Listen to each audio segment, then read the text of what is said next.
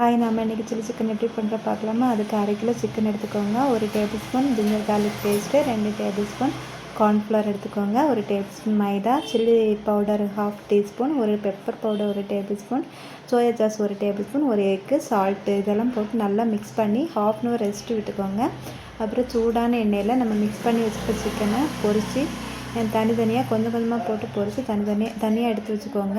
அப்புறம் கார்ன்ஃப்ளவர் மாவு 2 table spoon எடுத்து அதை தண்ணி விட்டு இந்த மாதிரி கரைச்சி வச்சுக்கோங்க. ஆயில் விட்டு கடாயில் ஆயில் விட்டு பூண்டு இஞ்சி குட்டி குட்டியாக கட் பண்ணி இந்த மாதிரி ஃப்ரை பண்ணிக்கோங்க நல்லா. அது பிறகு 6-7 பச்சை மிளகாய் காரத்துக்கு ஏற்ற மாதிரி போட்டு அதையும் ஃப்ரை பண்ணி வெங்காயம் கேப்சிகம் இதையும் மிக்ஸ் பண்ணி 1 டேபிள் ஸ்பூன் சோயா சாஸு, அது பிறகு குவான்டிட்டிக்கு ஏற்ற மாதிரி ரெட் சில்லி சாஸ் யூஸ் பண்ணிக்கோங்க. நான் 2 டேபிள் ஸ்பூன் விட்டேன்.